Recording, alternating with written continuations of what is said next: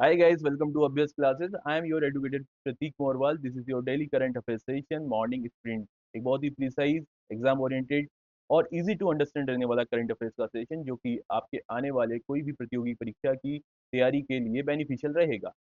इस क्लास में हम मेनली उन स्टूडेंट्स को टारगेट करते हैं जो यूपीएससी के CAPF assistant commandant, CDS, NDA, AFCAT, Indian coast guard का assistant commandant, SSB interview, SSC के सीजीएल, सीएचएसएल, बैंकिंग के आईबीपीएस, पीओ एंड क्लर्क या फिर किसी भी स्टेट के पीसीएस की प्रिपरेशन कर रहा है।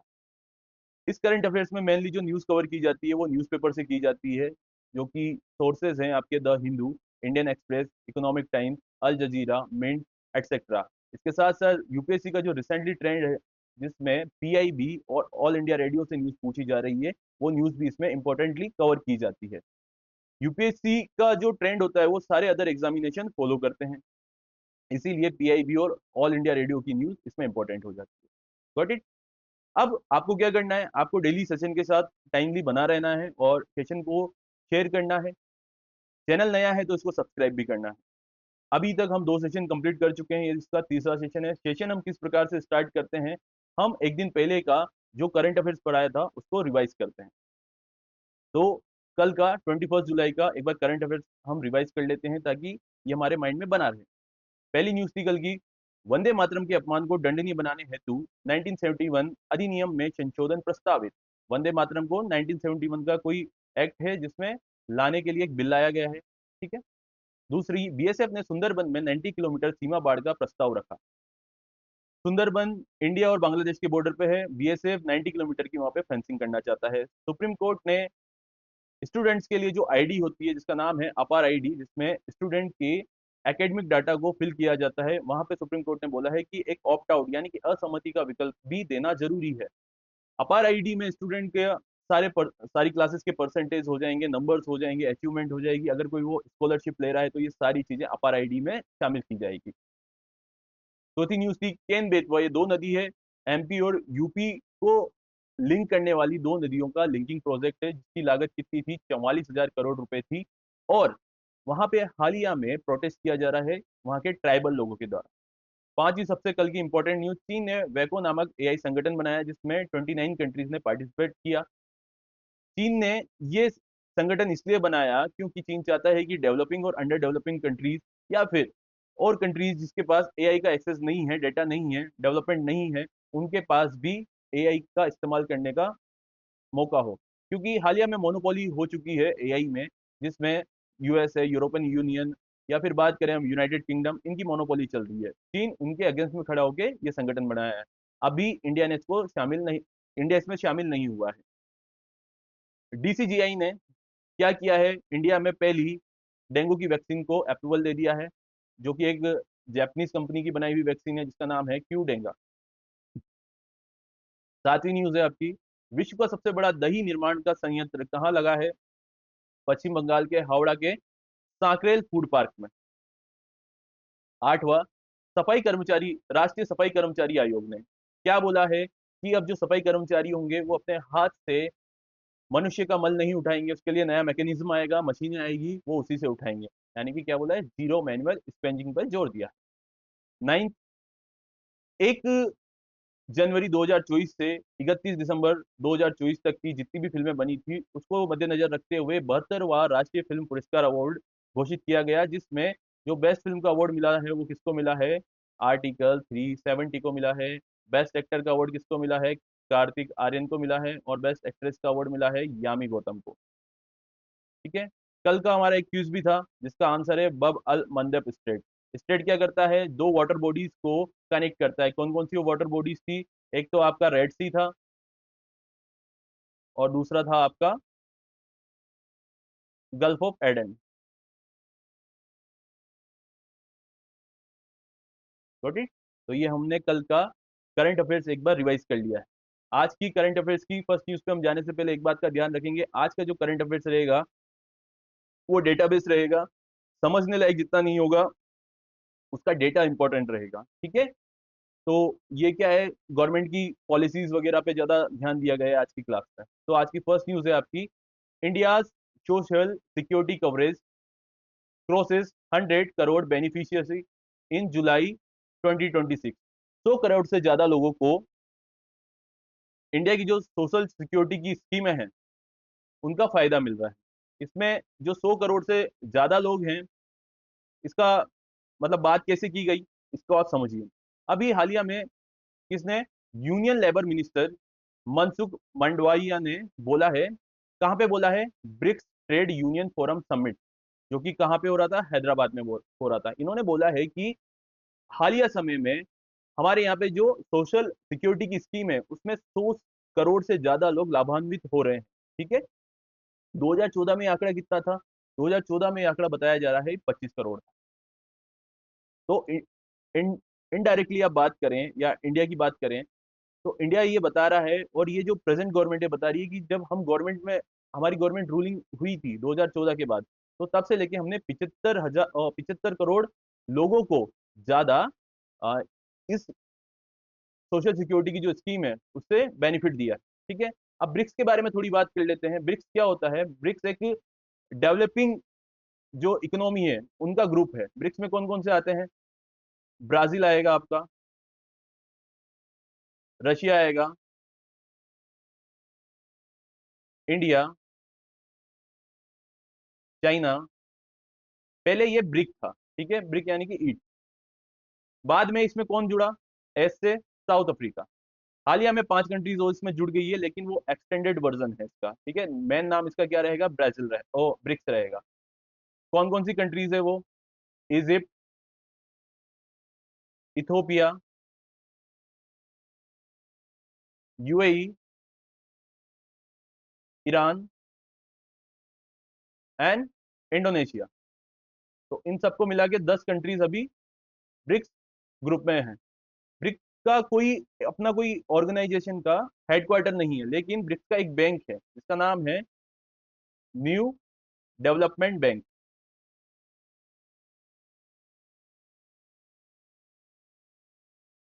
और इसका मुख्यालय कहाँ पे है, हेडक्वार्टर न्यू डेवलपमेंट बैंक का, वो है चाइना के शंघाई में।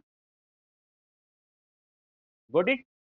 तो ये तो मनसुख मांडविया ने ब्रिक्स का जो ट्रेड यूनियन का फोरम समिट जो कि हैदराबाद में हो रहा था वहां पे बोला है कि प्रेजेंटली इंडिया में 100 करोड़ से ज्यादा लाभान्वित है, किससे, सोशल सिक्योरिटी की स्कीम से। अब वो स्कीम कौन कौन सी है ये इंपॉर्टेंट है, इसकी फुल फॉर्म पूछी जा सकती है, इसमें क्या क्या होता है ये पूछा जा सकता है। पहली आपकी स्कीम रहेगी प्रधानमंत्री सुरक्षा बीमा योजना। अगर कोई व्यक्ति मर गया है या फिर परमानेंटली पैरालाइज्ड हो गया है या डिसेबल्ड हो गया है तो सरकार उसको पैसा देगी। दूसरी स्कीम है आपकी प्रधानमंत्री जीवन ज्योति बीमा योजना। अगर किसी व्यक्ति की मृत्यु हो जाती है तो सरकार उसके घर वालों को पैसा देगी। अटल पेंशन योजना, ये भी एक पेंशन की योजना है 60 साल से ज्यादा के लोगों के लिए। आयुष्मान भारत प्रधानमंत्री जन आधार योजना, ये सबसे बड़ी योजना है, इसका ध्यान रखिएगा आप। आयुष्मान भारत प्रधानमंत्री जन आधार योजना। ईपीएफओ, ठीक है, एम्प्लॉइज का प्रोविडेंट फंड ऑर्गेनाइजेशन। ये क्या करता है, जो भी गवर्नमेंट सेक्टर में या प्राइवेट सेक्टर में लोग होते हैं उनको पेंशन के लिए पैसा अलग से निकलाने के लिए मजबूर करता है। ठीक है, इसको मजबूर करना ही बोलेंगे। और इससे क्या होता है, एक सोशल सिक्योरिटी रहती है। इसी का उनका उद्देश्य यही है कि 60 साल के बाद जब आपकी नौकरी नहीं रहेगी या एक टाइम के बाद जब आप नौकरी करना बंद कर देंगे तो आपके पास पैसा जमा होना चाहिए। ये स्कीम कौन लेके आता है, गवर्नमेंट लेके आती है। एक स्कीम है प्रधानमंत्री किसान योजना। इसमें क्या करता है, डायरेक्ट किसान के अकाउंट में सरकार पैसा डालती है। दीज स्कीम्स प्रोवाइड, क्या क्या करती है स्कीम, एक्सीडेंट का इंश्योरेंस देती है, लाइफ इंश्योरेंस देती है, पेंशन देती है, हेल्थ केयर देती है जो हमने बात कर ली, आयुष्मान भारत प्रधानमंत्री जन आधार योजना। रिटायरमेंट के बाद बेनिफिट देती है एंड इनकम को सपोर्ट करती है डिफरेंट सेक्शन ऑफ सोसाइटी। ठीक है, तो ये सारी चीजें हमने देख ली है। अब हम देख लेते हैं सोशल सिक्योरिटी में जो 100 करोड़ लोग हैं उनकी बात कैसे की जा रही है। 100 करोड़ लोग, ऐसा नहीं है कि हमारे देश में अभी प्रेजेंटली बात करें तो 150 करोड़ की पॉपुलेशन है, तो उसमें 100 करोड़ को ये लाभान्वित हो रहे हैं क्या, तो इतना जब लाभान्वित होगा तो इंडिया के पास तो इनकम ही जनरेट नहीं हो पाएगी। फ्री बीज तरह ही बांटना हो गया ना ये चीजें, नहीं। 100 करोड़ लोगों में क्या है, 100 करोड़ फिगर क्या रिप्रेजेंट करता है, क्यूमुलेटिव स्कीम इनरोलमेंट, यानी कि एक व्यक्ति ने ये जितनी भी स्कीम थी 5 6, इन सब में भी इनरोल कर सकता है। एक व्यक्ति 2 स्कीम में भी कर सकता है, 6 में भी करता है, 4 में भी करता है, जो एलिजिबल है वो करता है। तो इन सब का जो डेटा मिला के क्या हुआ, वो हुआ 100 करोड़। ठीक है, तो ये आपकी पहली न्यूज कंप्लीट होगी। न्यूज में है इसलिए ये सारी स्कीम्स क्या है, इंपॉर्टेंट है, जितनी भी हमने बात करी है। और ब्रिक्स के बारे में बात हुई है, क्योंकि ब्रिक्स के समिट में बात हुई है, ट्रेड यूनियन के समिट पे, तो ब्रिक्स के बारे में भी क्वेश्चन आ सकता है आपका। ब्रिक्स के बारे में हमने सारी चीजें देख ली। नेक्स्ट हम क्वेश्चन देखते हैं, सॉरी टॉपिक देखते हैं आज का। Harjeet Singh Grewal appointed chairperson of the national commission for minorities. एक अपॉइंटमेंट हुई है, किसकी हुई है, नेशनल कमीशन फॉर माइनॉरिटीज। ये एक वैधानिक आपका बॉडी है, यानी कि स्टेचुटरी बॉडी है। अब स्टेचुटरी बॉडी क्या होती है, एक ऐसी संस्था या ऐसी बॉडी जिसको संसद में नियम बना के बनाया जाता है, वो होती है आपकी स्टेचुटरी बॉडी। और ये क्या करती है, ये सरकार को समय समय पे अपनी रिकमेंडेशन देती है। इसके जो भी डिसीजन होंगे वो फोर्सफुली सरकार पे नहीं होंगे। जैसे तो सुप्रीम कोर्ट के डिसीजन होते हैं वो फोर्सफुली होते हैं कि हाँ ये करने ही पड़ेंगे, अब आदेश आ गया है। लेकिन जो ये नेशनल कमीशन फॉर माइनॉरिटीज है, ये अपनी रिकमेंडेशन देगा। और ये किसके बेनिफिट के लिए बात करेगा, ये माइनॉरिटीज के लिए बेनिफिट की बात करेगा। माइनॉरिटीज क्या होती है, माइनॉरिटीज किसी भी देश में रहने वाला एक पर्टिकुलर रिलीजन जिसकी पॉपुलेशन कम हो। जैसे हम बात करें पाकिस्तान की, तो पाकिस्तान में मेजोरिटी में कौन है, मुस्लिम लोग हैं। ठीक है, वहां पे ईसाई हो गए, हिंदू हो गए, वो क्या है, कम पॉपुलेशन है, इसलिए वो वहाँ की माइनॉरिटीज होगी। इंडिया में ऐसे क्या है, हिंदू जो रिलीजन है वो सबसे ज्यादा है, तो यहाँ पे हिंदू मेजोरिटी में। ठीक है, देखते हैं एक बार इसको, डेटाबेस है ये भी।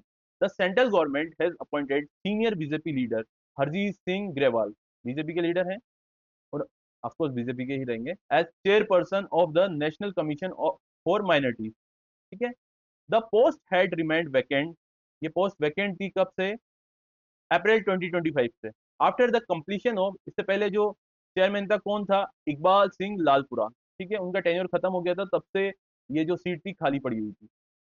इसके अलावा इसमें और कौन सी अपॉइंटमेंट हुई है, इसके जो वाइस प्रेसिडेंट बोले हैं अपन, वाइस चेयरमैन बोले, वो कौन है, एस मुनावरी बेगम, इनको वाइस चेयरमैन अपॉइंट किया गया है।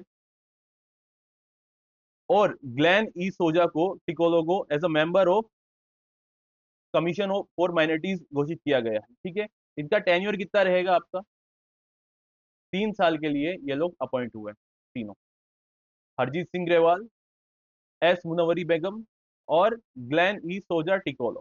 ठीक है, नेक्स्ट हम इसका देखते हैं। जब बात करें हम नेशनल कमीशन फॉर माइनॉरिटीज, तो अभी अभी ये आ गया है, तो एग्जाम में इससे रिलेटेड क्वेश्चन पूछा जा सकता है, तो ये इंपॉर्टेंट रहेगा। डेटाबेस है again, the national commission for minorities is an nest Indian statutory body. ये हमने बात कर ली है, ये कब स्टेब्लिश हुई, ये 1992 में हुई, national commission for minorities act. Important, ये आपसे पूछा जा सकता है, कौन से एक्ट के थ्रू हुई है, 92 में, national commission for minorities act. Operating under कौन सी मिनिस्ट्री के अंडर आता है, मिनिस्ट्री ऑफ माइनॉरिटीज अफेयर। ठीक है, अब इंडिया में किस किस को प्रोटेक्ट करती है, कौन से रिलीजन को प्रोटेक्ट करती है, it protects the interest, constitution किसने, इंटरेस्ट को, कॉन्स्टिट्यूशनल राइट्स को। और इनके लिए जो वेलफेयर की स्कीम बनेगी वो कौन कौन सी रिलीजन के लिए बनेगी, पहला है मुस्लिम, दूसरा है क्रिश्चियन, तीसरा है सिख, चौथा है बुद्धिस्ट, पांचवा पारसी एंड छठा जैन। ये 6 कम्युनिटीज के लिए क्या रहेगी, ये सारी स्कीम्स रहेगी। और इसमें कौन काम करेगा, नेशनल कमीशन फॉर माइनॉरिटीज अपनी रिकमेंडेशन किसको देगा, गवर्नमेंट को देगा। आई आपको बात समझ में। नेक्स्ट हम देखते हैं न्यूज क्या है, again very important news. Indian air force to participate in exercise pitch black 2026 in Australia. अब एक्सरसाइज की तो बात है, इतना इंपॉर्टेंट कैसे हो गया, नहीं ये इंपॉर्टेंट है, क्योंकि पहली बात तो इंडिया ने जो राफेल परचेज किया था, कहाँ से किया था, फ्रांस से किया था। ठीक है, तो अब ये राफेल जा रहा है इस एक्सरसाइज में, तो राफेल की ये पहली इंटरनेशनल डिप्लॉयमेंट होगी। ठीक है, इसलिए ये इंपॉर्टेंट है। तो देखते हैं हम क्या है, मल्टीनेशनल एयर कॉम्बैट एक्सरसाइज है ये। कौन सी exercise, pitch black. Pitch black का मतलब होता है पूरा अंधकार, है ना, complete darkness.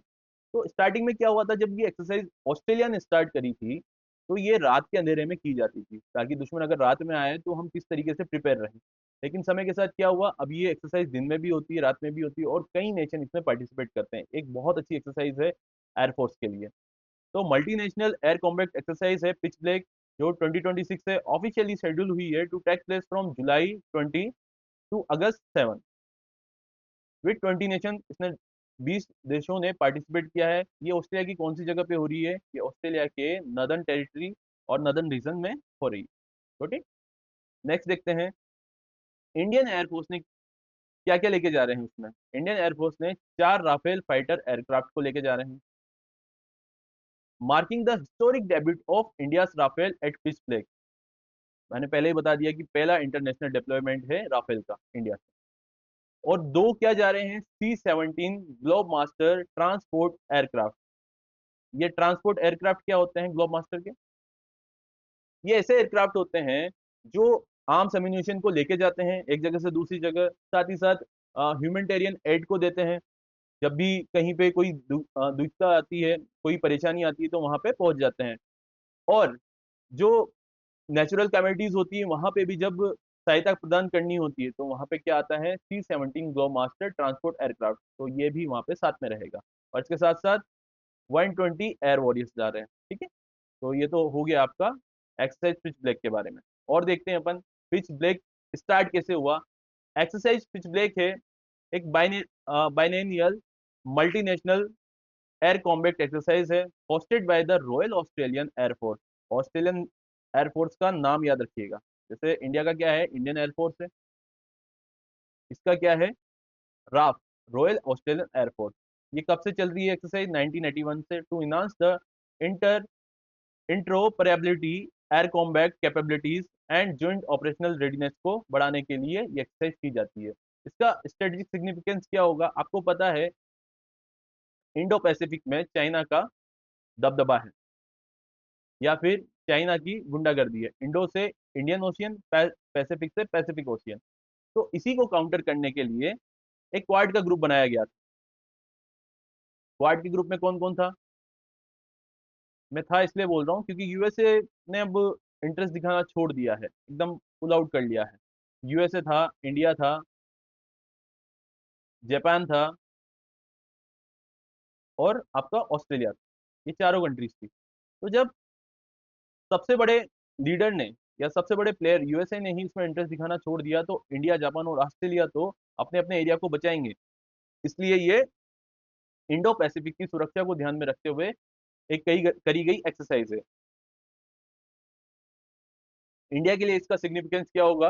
The deployment of the Rafale, Bharat अपनी राफेल की ताकत को दिखाएगा, और साथ ही स्ट्रेंथ करेगा डिफेंस डिप्लोमेसी, किसके साथ? ऑस्ट्रेलिया के साथ। इनहांस करेगा experience in multinational air operations में। ठीक है, तो ये न्यूज़ भी आपकी कंप्लीट हो गई है। कुछ नहीं है, इंडिया राफेल को लेके और दो आपके C-17 Globemaster transport aircraft को लेके एक्सरसाइज पिच ब्लैक को करने गया है ऑस्ट्रेलिया में। एक्सरसाइज पिच ब्लैक के बारे में भी हमने जान लिया है। नेक्स्ट हम देखते हैं news. India focuses on 5000 plus megawatt Chenab hydro power project. 6 Indian water treaty renegotiation after Pahalgam attack. India किस पे फोकस कर रहा है? 5,000 प्लस मेगावाट के चेनाब रिवर पर एक हाइड्रो पावर का प्रोजेक्ट बनाने जा रहा है। ठीक है, लेकिन इसमें इंडस वाटर ट्रीटी बीच में आ रही है। पहले इंडस वाटर ट्रीटी को समझते हैं, तो ये न्यूज को आपको समझ में आएगा। 1960 की बात है, जब Indus river system Indus river system को लेके बातचीत होती है। इंडस रिवर सिस्टम में 6 नदियां आती है। CGI यानी कि चेनाब, झेलम एंड इंडस। ये कौन सी है आपकी? ईस्ट फ्लोइंग नदियां।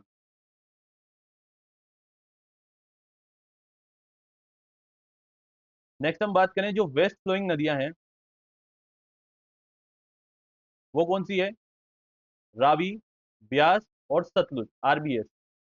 रावी, ब्यास एंड सतलुज। अब 1960 में क्या होता है, इंडस वाटर ट्रीटी होती है, जो किसके बीच में होती है, हमारे प्राइम मिनिस्टर जवाहरलाल नेहरू और उस टाइम पे पाकिस्तान के जो राष्ट्रपति थे अयूब खान। तो इन दोनों के बीच में 1960 में इंडस वाटर की ट्रीटी होती है, जिसमें इंडस रिवर सिस्टम की 6 नदियों में से 3 का हक किसको बताया जाता है, पाकिस्तान को, जो कि ईस्ट फ्लोइंग रिवर्स है। और 3 पे हक किसका बताया जाता है, रावी ब्यास सतलुज पे इंडिया का, जो कि वेस्ट फ्लोइंग रिवर है, ईस्ट में जारी है। तो ये पाकिस्तान की तरफ जारी है। हम चेनाब के बारे में बात कर लेते हैं। पहले क्या होता था, इसको आप समझ लीजिए, ये ट्रीटी हर कुछ सालों में रिन्यू हो जाती थी, लेकिन जब से पहलगाम अटैक हुआ है, इंडिया ने साफ तौर पे अपना स्टैंड रखा है कि जब तक पाकिस्तान अपना टेररिज्म वाला जो काम है उसको बंद नहीं करेगा, तब तक हम इस ट्रीटी को रिन्यू नहीं करेंगे। अभी ये खाली बस्ते में पड़ी हुई है, एबियंस बोलते हैं जिसको। जब तक पाकिस्तान इसको टेररिज्म के मुद्दे को सुलझाएगा नहीं, तब तक हम इस क्या बोलते हैं, इस ट्रीटी को रिन्यू नहीं करेंगे। क्योंकि ये जो तीनों नदियां हैं, इसका ओरिजिन कहाँ से होता है, इंडिया में होता है। तो इंडिया क्या कर सकता है, यहाँ पे अपने डैम बना सकता है, वाटर रिजर्व बना सकता है, यहाँ पे अपनी हाइड्रोलिक एनर्जी को बढ़ा सकता है, जिससे इलेक्ट्रिसिटी मिल पाएगी आसपास के लोगों को। पाकिस्तान प्यासा मर सकता है, वहाँ की जमीन फर्टाइल नहीं रहेगी, वहाँ पे जो कल्टीवेशन होता है उसमें प्रॉब्लम आ जाएगी। तो ये सारी चीजें किसकी वजह से होगी, इंडस वाटर ट्रीटी के अबेंस में होने की वजह से। ठीक है, आपको समझ में आया। चेनाब रिवर के बारे में जान लीजिए आप। ये लाहौल स्पीति हिमाचल प्रदेश में है, वहां से इस नदी का उद्गम होता है। और ये जम्मू कश्मीर होते हुए जम्मू कश्मीर से होते हुए पाकिस्तान में एंटर करती है। लेकिन इंडिया क्या कर रहा है, अब इसको पाकिस्तान में एंटर होने ही नहीं दे रहा है। यहाँ पे 5,000 प्लस मेगावाट का एक हाइड्रोलिक पावर प्लांट बनाने वाला है। ठीक है, अब वापस न्यूज पे आते हैं। इंडिया ने क्या प्रायोरिटाइज किया है, कंप्लीशन ऑफ 5,000 प्लस मेगावाट का चेनाब हाइड्रो पावर प्रोजेक्ट, जिसमें 5 जगह आ रही है। 5 नाम आपको इंपॉर्टेंट है, यही याद रखने हैं। Sawalkot hydraulic plant, Pakal Dul, Ratle, Kiru and Kwar, ये पांचों हाइड्रो पावर के प्रोजेक्ट हैं। ये हाइड्रो पावर के प्लांट है, यहीं से क्या होगा, हाइड्रो पावर निकलेगी for energy security and water utilisation. Of course water utilisation के लिए भी इसका इस्तेमाल होगा, न कि एनर्जी के लिए ही। Government deems Indus water treaty outlived utility, ready to negotiate condition on Pakistan ending cross border terrorism permanently. वही बात कि जब तक पाकिस्तान अपना जो टेररिज्म का अड्डा बना रखा है उसको खत्म नहीं करेगा, तब तक इंडिया इंडस वाटर ट्रीटी के अ, वापस रिन्यूअल की बात नहीं करेगी। This is all about for this news. Next next देखते हैं अपन। फिफ्थ न्यूज है आपकी, ईपीएफओ, एम्प्लॉयज का जो प्रोविडेंट फंड का ऑर्गेनाइजेशन है, ये 1952 में बना। और इसका ईपीएफओ 1952 में बना। और ये भी क्या है, एक स्टैट्यूटरी बॉडी है। स्टैट्यूटरी बॉडी हमने बता दिया आपको कि एक ऐसी बॉडी जो कि संसद में नियम बन के बनती है, वो स्टैट्यूटरी बॉडी होती है। ईपीएफओ भी एक स्टैट्यूटरी बॉडी है। और इसका कब बना, ये 1952 में बना। और जो इसका मुख्यालय है वो कहाँ है, न्यू दिल्ली में। ठीक है, अब न्यूज को भी देख लेते हैं।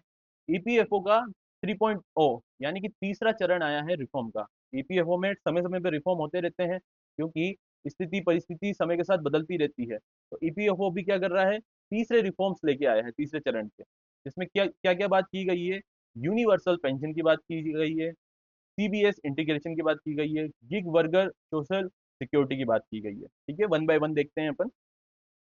ईपीएफओ 3.0 प्रपोजेस अ यूडीसी। ठीक है, ये इंपॉर्टेंट है, याद रखिएगा। ईपीएफओ एक तो यूपीएससी का बहुत ही पसंदीदा टॉपिक है, इससे न्यूज आती है। यूनिवर्सल डिफाइंड, यूडीसी की फुल फॉर्म देख लीजिए आप, universal defined contribution pension scheme. ठीक है, अब इसमें 60 करोड़ से ज्यादा वर्कर्स को क्या मिलेगा, पेंशन मिलेगा। अब क्या पहले पेंशन नहीं मिल रही थी क्या, नहीं, पहले पेंशन गवर्नमेंट सेक्टर वालों को मिल रही थी, प्राइवेट सेक्टर वालों को मिल रही थी, लेकिन कुछ ऐसे सेक्टर भी है जो अनऑर्गेनाइज्ड है।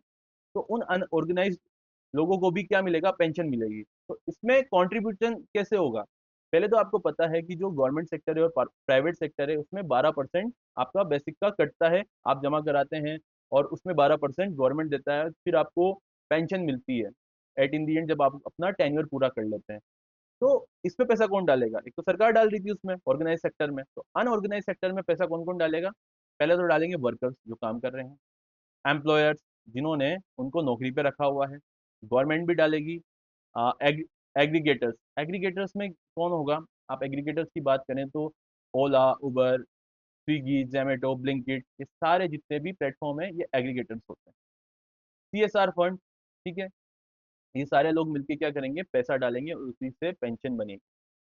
नेक्स्ट देखते हैं हम ईपीएफओ का क्या रिफॉर्म है। Gig and platform workers.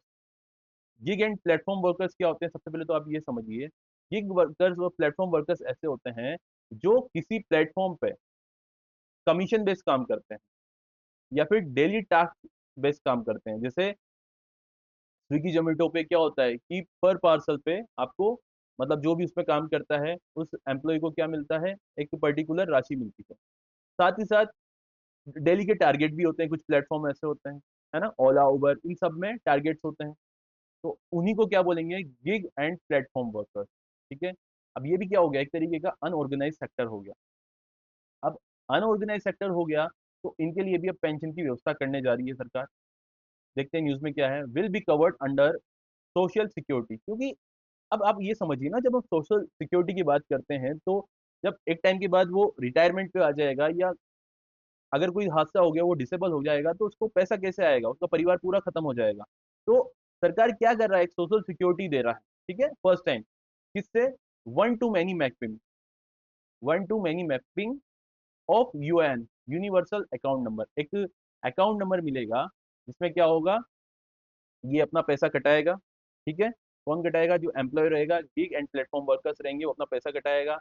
उसमें और कौन पैसा डालेगा? एम्प्लॉयर्स डालेगी, गवर्नमेंट डालेगी, एग्रीगेटर्स डालेंगे, सीएसआर फंड डालेंगे। इससे क्या मिलेगा? इनको भी बाद में पेंशन मिलेगी। आगे देखते हैं अपन न्यूज में क्या है, क्या रिफॉर्म हुए हैं ईपीएफओ में। अब आने वाले समय में ईपीएफओ क्या करेगा? अडॉप्ट करेगा एक कोर बैंकिंग सॉल्यूशन, सीबीएस। अब इसको जब एडॉप्ट करेगा तो इसके फायदे क्या क्या रहेंगे ईपीएफओ के लिए? ये इनेबल हो जाएगा रियल टाइम ट्रांजेक्शन के लिए, ठीक है, फटाफट बटन दबाया और काम हो गया। फास्टर क्लेम सेटलमेंट, जितने भी क्लेम होंगे, डॉक्यूमेंट आप जमा कराओ, आपको मिल जाएगा। Seamless less PF transfer, PF का ट्रांसफर हो जाएगा। Instant balance updated and scalable contribution management including a split payment model, ठीक है।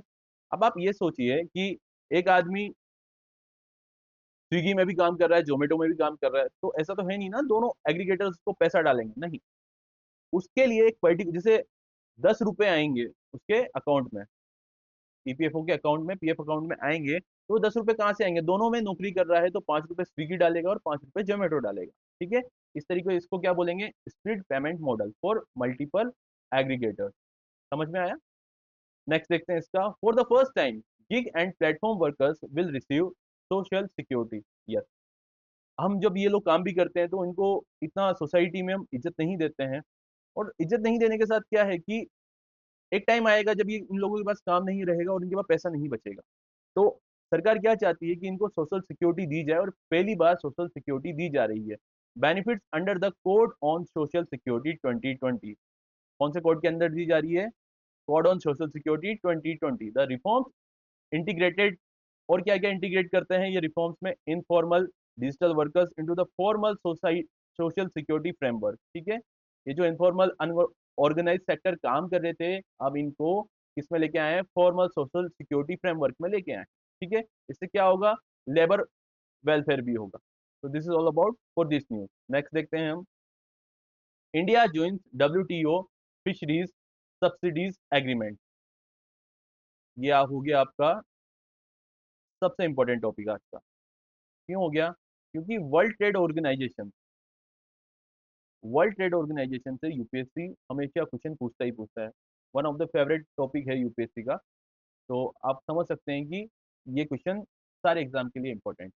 तो वर्ल्ड ट्रेड ऑर्गेनाइजेशन क्या करता है? वर्ल्ड ट्रेड ऑर्गेनाइजेशन देश में और हर देश में, यानी कि पूरे विश्व में व्यापार पे नियम बनाता है, ऑपरेट करता है और उनके समय समय पे निरीक्षण करता है। कुछ सब्सिडीज आप कहीं पे ज्यादा नहीं दे रहे हो, ठीक है, वहाँ का इंडेक्सेस क्या क्या है, ये सारा जितना भी काम करता है वर्ल्ड ट्रेड ऑर्गेनाइजेशन करता है, ठीक है। यूएन के अंडर आती हैं ये सारी चीजें, इसलिए सारे देश इसमें बाध्य होते हैं। तो वहां पे भी क्या होता है, जब भी कोई हमारे देश में संसद में कोई नियम आता है, बिल लेके आते हैं, फिर उस पर वोटिंग होती है, वोटिंग के बाद वो बिल पास होता है। तो इसमें भी क्या होता है, वर्ल्ड ट्रेड ऑर्गेनाइजेशन में अगर कोई बिल लेके आते हैं तो उस पर वोटिंग होती है, फिर अगर 3/4 मेजोरिटी से वो पास हो जाता है तो वो नियम बन जाता है। बट हाँ, यहाँ पे क्या है, जो मेंबर कंट्रीज होती है वो ऑप्ट आउट भी कर सकती है कि हमें ये नियम मानना है कि नहीं मानना। ठीक है, तो अभी क्या हुआ है आप इसको समझिए। इंडिया ने ज्वाइन किया है वर्ल्ड ट्रेड ऑर्गेनाइजेशन का फिशरीज सब्सिडीज एग्रीमेंट। अब ये फिशरीज सब्सिडी एग्रीमेंट क्या है, इसको आइए समझते हैं। आपको बस ये याद रखना है कि इंडिया ने क्या ज्वाइन किया है अभी, डब्ल्यूटीओ का फिशरीज सब्सिडीज एग्रीमेंट। इसकी न्यूज़ को मैं आपको समझाता हूँ। इंडिया ने डिपॉजिट किया है it's instrument of acceptance for the WTO agreement on fisheries subsidies on 20 जुलाई। 20 जुलाई को एक्सेप्ट कर लिया था। और इंडिया ऐसा करने वाला डब्ल्यूटीओ के जितने भी मेंबर कंट्रीज है उसमें 123rd कंट्री बना है। ठीक है, मीन ये तो बहुत पहले पास हो गया था फिशरीज सब्सिडीज एग्रीमेंट डब्ल्यूटीओ में, लेकिन इंडिया क्या कर रहा था, तब से इसको ऑब्जर्व कर रहा था। लगभग 4 साल से इंडिया इसको ऑब्जर्व कर रहा था। अब इंडिया को समझ में आया है कि ये हमारे इंटरेस्ट की बात है, इसलिए हम इसको एक्सेप्ट कर सकते हैं। ठीक है, ये डब्ल्यूटीओ में कब हुआ था except, adopted at 12th WTO ministerial conference in Geneva. यहीं पे इसका क्या है, ऑर्गेनाइजेशन का हेडक्वार्टर भी है डब्ल्यूटीओ का, जेनेवा स्विट्जरलैंड में। ये जो फिशरीज सब्सिडीज एग्रीमेंट था जून 2022 में ही आ गया था। द एग्रीमेंट रेगुलेट करता है, क्या रेगुलेट करता है, किन चीजों को रेगुलेट करता है, subsidies related to marine wild capture fisheries. जो समुद्र की मछलियां हैं उनको जो पकड़ते हैं उस पर भारत सरकार सब्सिडी देती है, अन्य देशों की सरकार भी सब्सिडी देती है। तो उसको रेगुलेशन करने के लिए, उसमें नियंत्रण रखने के लिए डब्ल्यूटीओ ने क्या किया है, ये एग्रीमेंट लेके आया है और इंडिया ने अभी इसको एक्सेप्ट किया है। It excludes aquaculture and inland fisheries. ये सबसे इंपॉर्टेंट चीज है। अगर आपका स्टेटमेंट वाला क्वेश्चन आ गया तो उसमें ये आएगा कि जो ये फिशरीज सब्सिडीज एग्रीमेंट है उसमें एक्वाकल्चर और इनलैंड फिशरीज भी ऐड है क्या, तो आप बोलेंगे नहीं। एक्वाकल्चर क्या होता है, जो लोग मछली पालन करते हैं अपने फार्म में बना लेते हैं, कहीं और बना लेते हैं। ठीक है, तो ये क्या होगा, आपका एक्वाकल्चर हो गया। इनलैंड फिशरीज मतलब क्या होगा कि कहीं किसी पॉन्ड में फिशेज हो, कोई आसपास के नाले में फिशेज हो, तो जहाँ पे लोग पकड़ने जाते हैं तो उन लोगों पे कोई रेगुलेशन नहीं। ये बस समुद्र की मछलियों को पकड़ने के लिए बनाया गया एक रेगुलेशन है, एक एग्रीमेंट है जिसमें अब इंडिया भी शामिल हो गया है। कुछ रेगुलेशन लगे हैं, ऐसा नहीं है कि आप पकड़ ही नहीं सकते, क्योंकि क्या होगा कि वहाँ की जो जैव विविधता है समुद्र की, वो खराब होती जा रही है, क्योंकि अननेसेसरी उस पर हम सब्सिडी देते हैं। जैसे हम बोलेंगे, भारत सरकार बोलेगी कि आप दिन की 5 किलो मछली पकड़ के लाएंगे तो हम आपको इतना पैसा, एक पर्टिकुलर अमाउंट में पैसा देंगे। तो लोग तो लगे रहेंगे ना पैसों के लिए, सबको सब्सिडी मिल जाएगी। अब 5 किलो मछली पकड़ने के लिए वहां की जैव विविधता खत्म हो रही है। हो सकता है कुछ ऐसी स्पेशल मछलियां हो जिसकी वजह से समुद्र के अंदर वहाँ का इकोलॉजिकल सिस्टम बना रहता हो, लेकिन हम उसको भी पकड़ के ले आएंगे। तो ये चीजों पे कार्रवाई करने के लिए, रेगुलेट करने के लिए डब्ल्यूटीओ एक एग्रीमेंट लेके आया था, जिसको अभी इंडिया ने एक्सेप्ट कर लिया है। ये न्यूज़ है आपकी। इसमें और भी देख लेते हैं चीजें क्या है। द एग्रीमेंट प्रोहिबिट्स, मना करता है एग्रीमेंट, सब्सिडीज सपोर्टिंग, कि इस प्रकार की सब्सिडीज को आप सपोर्ट नहीं करेंगे जो इलीगल, अनरिपोर्टेड और अनरेगुलेटेड फिशिंग हो। ठीक है, वही चीज जो मैंने बताया, जो चीज इंपॉर्टेंट होती है अगर उसका भी हम इस्तेमाल कर लेंगे तो वहाँ का पूरा सिस्टम कोलैप्स हो जाएगा। तो डब्ल्यूटीओ ये चाहता है कि इलीगल, अनरिपोर्टेड और अनरेगुलेटेड फिशिंग को बंद कर दिया जाए और उसके लिए सब्सिडी नहीं दी जाए, while addressing subsidies that contribute to overfishing and overcapacity। Limited amount में आपको फिशिंग करनी तो आप कर सकते हैं, ओवर कैपेसिटी में करेंगे तो वहाँ का सिस्टम कोलैप्स हो जाएगा। इट प्रमोट्स सस्टेनेबल फिशरीज, लंबे समय तक फिशरीज करने के लिए, मछली पालन करने के लिए या मछली पकड़ने के लिए इसको प्रमोट करता है ये। और रेस्ट्रिक्ट करता है support for harmful fishing practices, कहीं ब्लास्ट करके भी प्रैक्टिस की जाती है अ, इसको मछलियां पकड़ने की, तो ये सारी चीजों को ये मना करता है। इंडिया का स्टांस क्या है, इंडिया ने बोला है कि हम एक डेवलपिंग कंट्री है, हमें इस चीज को एक्सेप्ट तो कर रहे हैं, लेकिन इसको पूरा तरीके से इम्प्लीमेंट करने के लिए हम लगभग 25 साल का एक ट्रांजिशन पीरियड चाहिए होता है किसी भी सिस्टम को चेंज करने के लिए, लेकिन हम इस पर जल्दी काम करेंगे। और इंडिया ये भी बोलता है कि पूरे ग्लोब की बात करें, पूरे विश्व की बात करें तो हम सबसे कम सब्सिडी देते हैं। फिर भी आप अगर ऐसी बात बोल रहे हैं तो हम इस पे और काम करेंगे। On an average 15 US dollar पर फिशरी एक फैमिली को देता है सब्सिडी इंडिया। मतलब $15 के आसपास पर फिशरी फैमिली एनुअली, मतलब सालाना $15 ही की ही सब्सिडी देता है, ठीक है, इससे ज्यादा नहीं देता है। And that is not a heavily industrialised fishing nation. Of course ये एक भारत ऐसा देश है जहाँ पे इंडस्ट्रियलाइज्ड फिशिंग नेशन नहीं है। यहाँ की इंडस्ट्री के लिए, क्योंकि फिश से बहुत सारी चीज़ें बनाई जाती है, तेल बनाया जाता है और मेडिसिन बनाई जाती है और भी बहुत सारी चीज़ें बनाई जाती है, तो इंडिया में इतना कंज्यूम नहीं होता है। कंज्यूम यानी कि खाते तो हैं बट उसका इंडस्ट्री के रूप में यूज़ नहीं हो रहा है। तो this is all about for this news. हमने सारी न्यूज़ कवर कर ली है। नेक्स्ट देखते हैं अपन 31st addition of Divya Kala Mela. 31वां addition था किसका? दिव्य कला मेला का। आप इस न्यूज़ को यहीं समझ लीजिए। दिव्य यानी कि दिव्यांग, जो कि डिसेबल लोग होते हैं, ठीक है। कला यानी कि उनकी क्रिएटिविटी, उनकी जो स्किल्स हैं उसको बोलते हैं कला। और मेला यानी कि फेयर। विकलांगों की कलाओं का एक मेला लगा है। कहाँ पे लगा है? कोलकाता में। और उसका कौन सा एडिशन है? ये 31st। न्यूज़ समझ में आई आपको? ठीक है, बहुत सिंपल है। दिव्यांगों की कला का मेला लगा है कोलकाता में, 31st इसका एडिशन है। इसमें अब जो भी स्टैटिक न्यूज़ है इसको हम कवर करते हैं। ये किस लिए है ये मैं आपको बताता हूँ। Union minister for social justice and empowerment, जिनका नाम है वीरेंद्र कुमार, उन्होंने उद्घाटन किया है 8 दिन के इवेंट, जो कि चलेगा 14 से 22 जुलाई। ठीक है, आज खत्म हो जाएगा ये, इसलिए इस न्यूज़ को कवर कर रहे हैं, इंपॉर्टेंट है। कौन सा मेला था? Divya Kala Mela. Divya Kala Mela is an initiative of the department of empowerment of person with disability.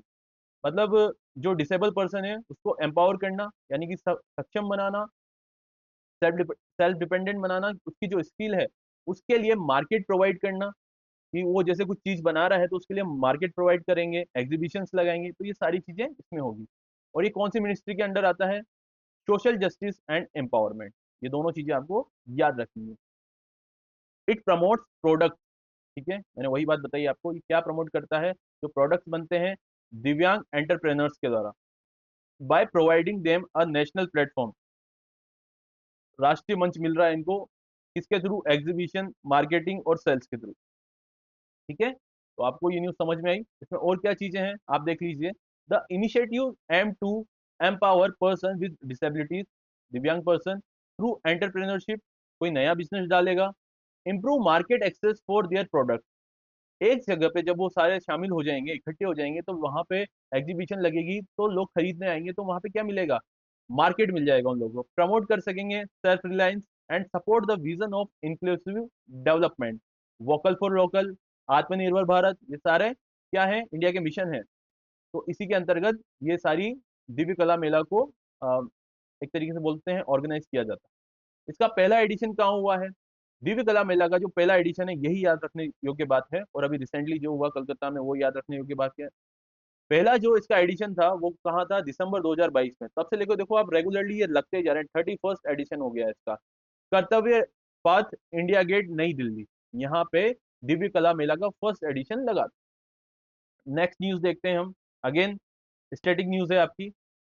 News आपकी है कि अर्थ का second oldest orbicular rock found in Madhya Pradesh. पृथ्वी का सेकंड ओल्डेस्ट ऑर्बिक्यूलर रॉक, ये ऑर्बिक्यूलर जो चट्टान है पाई गई है कहाँ पे? मध्य प्रदेश के शिवपुरी में, डिस्ट्रिक्ट में। ठीक है, ऐसी होती है ये रॉक है। इस पे ये सर्कुलर सर्कुलर सर्कुलर क्या बन रहे हैं? निशान बन रहे हैं। ये ऐसे आपने पेड़ पे भी देखे होंगे, ट्रीज पे भी होते हैं ना, वैसे ये निशान है। तो इसी को क्या बोलेंगे? इस संरचना को बोलेंगे ऑर्बिक्यूलर। और ये जो चट्टान है इस पे पाया जाता है, तो इसको क्या बोलेंगे अपन? ऑर्बिक्यूलर रॉक। इसके बारे में अब पढ़ते हैं अपन। Scientist have dated the Pichhore orbicular granite near Kutawali village, Shivpuri district, Madhya Pradesh. ठीक है, पिछोर ऑर्बिक्यूलर ग्रेनाइट है, कहाँ पे पाया गया? कुतावली विलेज में, शिवपुरी डिस्ट्रिक्ट में, मध्य प्रदेश के। और ये 2.56 बिलियन ईयर्स पुराना है। 1 बिलियन में क्या होता है? 100 करोड़ होता है। लगभग ये 256 करोड़ साल पुराना चट्टान है। Making it the second oldest non orbicular rock. ये ऑर्बिकुलर रॉक पहले भी कहीं पाई गई है, जब इसका कार्बन डेटिंग से या कोई जो टेक्नोलॉजी इसमें यूज होती है उससे पता किया गया, तो इससे भी पुरानी एक है। तो कहाँ पे है? After a similar formation western Australia में है। फर्स्ट पुरानी कौन सी है ऑर्बिकुलर रॉक, वेस्टर्न ऑस्ट्रेलिया में है। दूसरी अब कहाँ पाई गई है, मध्य प्रदेश के शिवपुरी डिस्ट्रिक्ट में। और देखते हैं इसमें, orbicular granite is a rare igneous rock. ये क्या है, रेयर इग्नियस रॉक है। अब आपसे क्वेश्चन ये पूछा जा सकता है, ऑर्बिकुलर रॉक है, ये किस कैटेगरी में आती है, कौन सी रॉक के कैटेगरी में आती है, इग्नियस, सेडिमेंट्री या मेटामॉर्फिक। इग्नियस रॉक कौन सी होती है, जब पृथ्वी के अंदर दाब और तापमान दोनों बढ़ता है तो उससे क्या होता है, प्रेशर जनरेट होता है। अंदर जो भी मेटल होता है वो पिघलता है, पिघलता है, पिघलता है, और धीरे धीरे धीरे धीरे धीरे धीरे लावा, जो अंदर से लावा निकलता है वो ज्वालामुखी के रूप में फट के निकलता है। उसी को क्या बोलते हैं, ज्वालामुखी का फटना। अब जो अंदर से लावा निकलता है ये बाहर, ये देखिए आप, यहाँ से लावा निकला, अब ये धीरे धीरे धीरे धीरे बाहर आ गया, बाहर आ गया, बाहर आ गया। अब ये बाहर आया तो क्या हुआ, ये ठंडा भी तो होगा, ठंडा होते ही ये मैग्मा हो जाएगा। अब मैग्मा क्या हुआ, अब ये वहीं पे जम जाएगा, या धीरे धीरे धीरे धीरे लावा, मैग्मा आगे बढ़ता गया, बढ़ता गया, यहाँ पे जम गया। तो यहाँ पे क्या होगी, फॉर्मेशन होगी, किसकी होगी, रॉक्स की होगी। तो ये कौन सी रॉक्स होगी, ये इग्नियस रॉक्स होगी। और ये जो ऑर्बिक्यूलर रॉक हो गया, किसकी कैटेगरी के अंदर आएगा, ये इग्नियस रॉक के अंतर्गत आएगा। ठीक है, हमने देख ही लिया, ये स्पेरिकल स्ट्रक्चर होता है, कंपोज मेनली ऑफ क्वार्ट्ज और फेल्डस्पर। इसमें कौन सा खनिज पाया जाता है, क्वार्ट्ज और फेल्डस्पर। ऑफ्टन डिस्प्लेइंग कंसंट्रेटिक लेयर्स, ये हमने पढ़ लिया है, दिखा दिया मैंने, कंसंट्रेटिक लेयर्स की होती है ये। The rock form during the new Archean era, ये जो चट्टान थी या रॉक थी ये कब बनी थी, new Archean era. New Archean era कौन सा होता है, आप समझ लीजिए। न्यू आर्कन ईरा का सबसे लास्ट स्टेज है, जब कॉन्टिनेंटल जो प्लेट्स थी, क्योंकि जो चट्टाने या पहाड़ बने वो कैसे बने, दो प्लेट है, धीरे धीरे धीरे धीरे धीरे धीरे हर साल आ रही है और टकरा रही है, और उसका फॉल्ट में क्या हो रहा है, पर्वतों का, पहाड़ों का फॉर्मेशन हो रहा है। तो इसी तरह जब ये कॉन्टिनेंटल प्लेट्स है ये एकदम स्टेबल हो जाती है टकराने के बाद, या कैसे भी, या रुक जाती है, तो उसी को क्या बोलेंगे अपन, न्यू आर्कन इरा बोलेंगे। और ये जो ऑर्बिक्यूलर रॉक है ये इसी टाइम पे बनी गई है। नेक्स्ट हम देखते हैं इस न्यूज में और क्या है, अर्थ का second oldest orbicular rock found in Madhya Pradesh. ठीक है, इसमें जो पता किया गया वो किससे किया गया, जिरकॉन डेटिंग से। ये जिरकॉन डेटिंग क्या है इसके बारे में आपको पता करने की जरूरत नहीं है, इसका एक अपना आइसोटोप होता है, जो रेडियो एक्टिव मटेरियल होता है, उसी के थ्रू इसका पता करा जाता है कि कितने साल पुराना है। ठीक है, और ये ज्यादा इंपॉर्टेंट नहीं है, आपको यही याद रखना है। ये रहा आपका ऑर्बिक्यूलर रॉक। नेक्स्ट हम देखते हैं न्यूज आज की क्या है, लास्ट न्यूज रहेगी। नेक्स्ट न्यूज है आपकी स्माइल स्कीम, बहुत इंपॉर्टेंट है, क्योंकि इसको सेंटर फंड करता है। कोई भी स्कीम होती है तो उसमें कुछ हिस्सा कौन डालता है, सेंटर डालता है, कुछ हिस्सा कौन डालता है, स्टेट गवर्नमेंट डालती है। लेकिन जो स्माइल स्कीम है उसमें 100% हिस्सा कौन डाल रहा है, सेंट्रल गवर्नमेंट डाल रही है। और ये स्कीम अपने आप में इंपॉर्टेंट, इसकी फुल फॉर्म देख लीजिए आप, support for marginalised individual for livelihood and enterprise.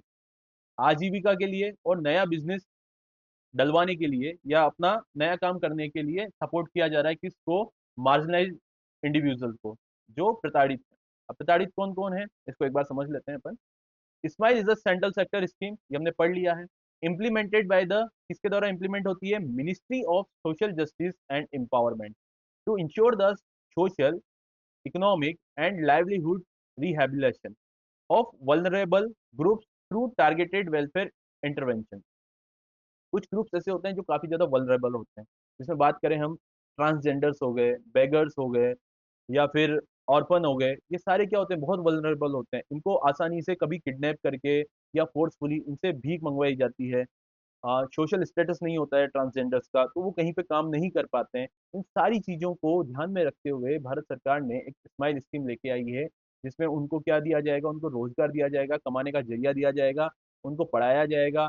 और साथ ही साथ जो किडनैप होके या फिर फोर्सफुली जिनसे भीख मंगवाई जा रही थी, उनको एक बार के लिए रिहैब सेंटर में डाला जाएगा, उनकी ब्रेन वॉश किया जाएगा, उनको शिक्षा दी जाएगी, उसके बाद उनको नया बिजनेस करने के लिए तरीके बताए जाएंगे ताकि वो सेल्फ डिपेंडेंट हो सके। तो this is all about for smile scheme. ये दो चरणों में चल रही है। पहली स्कीम कौन सी है, पहली सब स्कीम इसकी comprehensive rehabilitation for transgender person. पहली जो इसकी सब स्कीम है, स्माइल स्कीम की, ये ट्रांसजेंडर पर्सन के लिए है। इसमें क्या किया जाएगा, रिहेब करवाया जाएगा, गरिमा गृह यानी कि शेल्टर दिया जाएगा ट्रांसजेंडर्स को। It also support vocational training देगा, सेल्फ एम्प्लॉयमेंट की ट्रेनिंग देगा, स्कॉलरशिप देगा। किसको, क्लास 9 से पोस्ट ग्रेजुएशन की पढ़ाई करेंगे जब तक ट्रांसजेंडर, उनको स्कॉलरशिप देगा। Gender affirming health care under Ayushman Bharat PM Jan Aadhaar योजना। ये मैंने बता ही दिया आपको, स्टार्टिंग का टॉपिक था कि भारत की सबसे बड़ी मेडिकल फैसिलिटी है कौन सी, आयुष्मान भारत प्रधानमंत्री जन आधार योजना, उसके अंतर्गत उनको भी रखा जाएगा। नेक्स्ट देखते हैं अपन, इसका जो सेकंड फेज है, सेकंड सब स्कीम है, वो किसके लिए है, बेगर्स यानी कि भिखारियों के लिए, जो कि रिहैब रिहैब कराया जाएगा उनको। मैंने बताया आपको कि उनको फोर्सफुली भीख मंगवाई जाती है, एक तरीके का ये नेक्सस है, उसमें भीख मंगाना भी बहुत बड़ा एक कारोबार बना हुआ है। तो उनको पहले जो एनजीओज होते हैं, सोशल एक्टिविस्ट होते हैं, वो क्या करेंगे, इन बच्चों को, इन लोगों को समझाएंगे, रिहैब कराएंगे, और उसके बाद उनको क्या करेंगे, the mission aims to achieve a भिक्षा वृत्ति मुक्त भारत, यानी कि भारत में भिखारी होने ही नहीं चाहिए, ये मिशन इसको एम करता है। बेगिंग प्लस, बेगिंग को माइनस करेंगे और फ्री इंडिया बनाएंगे बाय 2031 का ये टारगेट लिया गया है। It is operational in 216 plus city, 216 plus cities में ये जो स्कीम है चालू हो गई है, इस पे काम करना चालू हो गया है। Focusing on metropolitan religious and tourist centre, आपने देखा होगा टूरिस्ट सेंटर पे बात करें, मंदिर मस्जिद गुरुद्वारा चर्च, वहाँ पे बहुत सारे भिखारी होते हैं। मेट्रोपॉलिटन सिटीज में और मेट्रोज के आसपास भिखारी होते हैं। कई ऐसे वीडियो सामने आते हैं जहाँ पे normal day to day life जीने वाले लोगों को परेशान भी करते हैं, क्योंकि एक तरीके से इनका माइंड ऐसा बन गया है, इसलिए तो उनको रिहैब कराया जाता है। किसके थ्रू होगा ये, सर्वे के थ्रू, काउंसलिंग के थ्रू, स्किल ट्रेनिंग होगी, इनके अकाउंट बनाए जाएंगे बैंक में, और सस्टेनेबल हेल्थ दी जाएगी इनको, जो कि लंबे समय तक सस्टेनेबल हेल्थ के गोल्स रहेंगे इसमें, जो लंबे समय तक क्या रहेगा, ये सस्टेन कर पाएंगे, ताकि इनको किसी पे सेल्फ डिपेंडेंट रहे और किसी पे डिपेंडेंट ना रहना पड़े। साथ ही साथ इनका क्या होगा, इनके लिए सरकार और भी स्कीम लाएगी ताकि ये वापस क्योंकि होता है ना, रिहैब के बाद भी भिखारी भिखारी वापस बन जाता है, जैसे नशा मुक्ति केंद्र से आए हुए लोग वापस से नशे करने लग जाते हैं। तो ऐसा नहीं है कि 100% इसके रिजल्ट होते हैं, लेकिन सरकार चाहती है कि 2031 तक क्या रह जाए इंडिया, भिक्षा वृत्ति मुक्त भारत, यानी कि यहाँ पे कोई भिखारी ना रहे, क्योंकि जो बाहर से टूरिस्ट आते हैं वो भी परेशान होते हैं ना। तो ये सारी चीजें हैं। आज का आपका रैपअप व्यूज रहेगा कि उसका ना क्वेश्चन है आपका, which country won the FIFA mains world cup 2026 title. बहुत इजी क्वेश्चन है, बहुत ट्रेंडिंग में है, इसका आंसर आपको कमेंट बॉक्स में करना पड़ेगा। तो this is all about for this session. Keep watching with Abhyas classes. आपका सेशन बहुत अच्छा रहेगा, और आपको क्या करना है, सेशन को शेयर करना है, लाइक करना है, सब्सक्राइब करना है, डेली सेशन के साथ बने रहना है। ठीक है, थैंक यू फॉर वॉचिंग।